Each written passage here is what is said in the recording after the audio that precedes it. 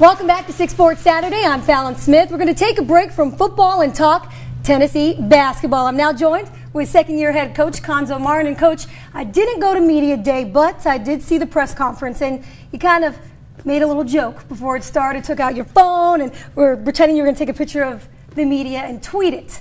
Now, we got a kick out of that because that's a side of Coach Martin we don't usually see. Does that mean you're getting a little more comfortable with the media, or just comfortable maybe in your role? No, I just wanted to play a joke, really. It was nothing major, but appreciate what the guys do and what you all do. 'Cause I know it's a tough job, and sometimes you have to write and say things in doing your job. But I just want to make a little fun out of it. I mean, we don't get to see that side of you, but off camera, you know, you like to joke around, and I mean, we were just smiling before this, not to put you on blast, but camera comes on and it's serious, Coach Martin. No, I just think that's who I am. I don't really have much to hide. I am what I am, and then when it's funny, I'll laugh. When it's business time, it's business time. You know, 4 returning starters, you're returning over 80% of your scoring production, so clearly there's high expectations for this basketball team. Where do you set the bar? What do you tell your guys, hey, this is what I expect, this is where the bar is, this is where we're going? Well, I think for us, one day at a time, play as hard as you can play for each other, and have a passion for what you do. I mean, in a nutshell, that's what we talk about. The games will take care of itself. And there are certain goals we set as a team, and we keep those things within house. But for the most part, you have to play as hard as you can play, have a passion for your teammates, and have a love for what you're doing. Who's battling to replace Cam Tatum in that starting lineup? Right now, I would say Josh Richardson and DeMontre Edwards. Both of those guys are playing really hard, playing really well, and competing more than anything, because I think that's the way you get better. You raise the level of expectations amongst each other with how hard you compete, and I think they're doing a great job right now.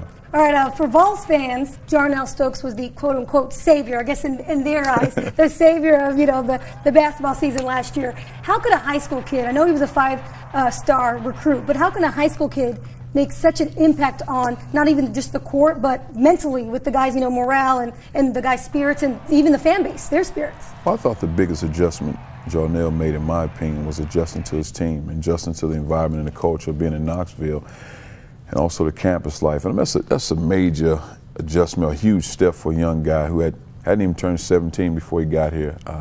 To leave high school, didn't go to senior prom, a lot of things he missed from a high school standpoint, just really getting away from his mom and dad's a tough thing to do. He didn't want to come in and stand out unless his play allowed that. He wanted to come in and fit in with his teammates, and I thought he did a great job of adjusting. Obviously, he hit the ground running, but still was maybe behind the 8 ball as far as the pace of college basketball. Now with the off season and all these workouts, where have you seen his growth and his development just over the summer, and where he's at right now? Well, I think really his explosiveness on the floor, his athleticism as far as his lateral quickness, and I think he had all those things initially, but I don't think his conditioning was at the level when he came in from high school, because he wasn't playing any basketball. He's probably 5 or 6 months removed from playing a basketball game.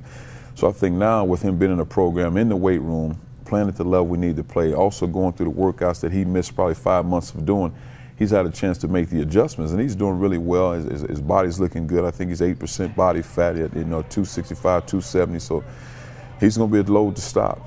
Well, not only him, but everyone's talking about, you know, Maimon and him are one of the best front court duos in the country, and maybe even the best in the SEC.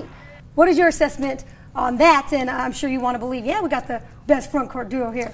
Well, I think first and foremost, they're two of the best forwards in the country, regardless of what league they're in. Those guys can stack up against anybody in America. That's hands down, in my opinion.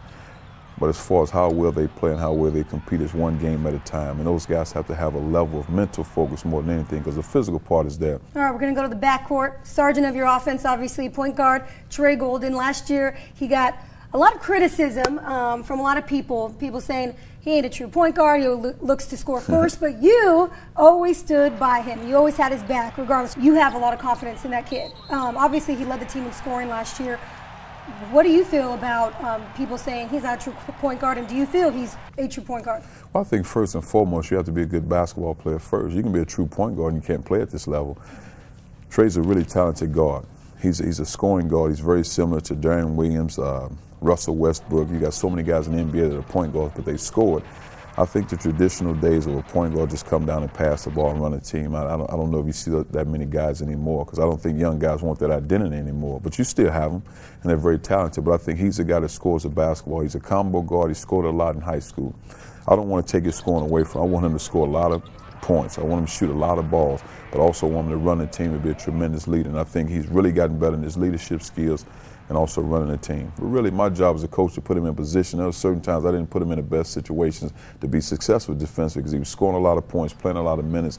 Late in games, he's exhausted. I had to put a lot of ownership on me as a coach, not put him in position all the time to be successful. All right, switching it up a little bit, social media, you're an avid Twitter guy. A lot of people follow you, obviously, because it's a lot of positive stuff. But as far as the players go, do you monitor that, or do the guys just know? Like, we can't say anything dumb or, you know, get us in trouble because Cuonzo's going to get on us.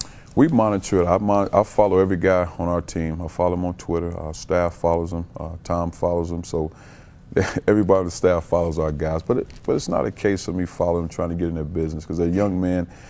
You have to allow them to live life and kind of find their way through life and navigate through situations. I mean, you don't want to have your foot on their throat in everything they do because they can't grow. And I'm not a guy that says shut down the Twitter, because if you continue to shut everything down, then how do they grow?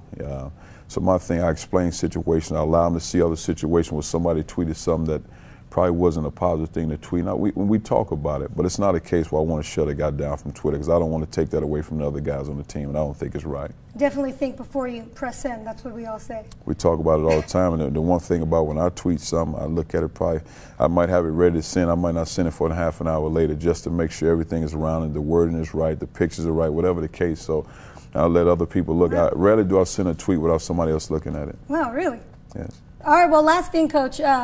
Would this season be a disappointment if you guys do not make a run at the NCAA tournament? I think so. I think so, because you have the pieces. With that being said, as long as we're healthy, I think if we're healthy, then we should do that. I really do. But I mean, once again, injuries play a factor in what you're doing. You can't lose key guys. I don't care what program you are.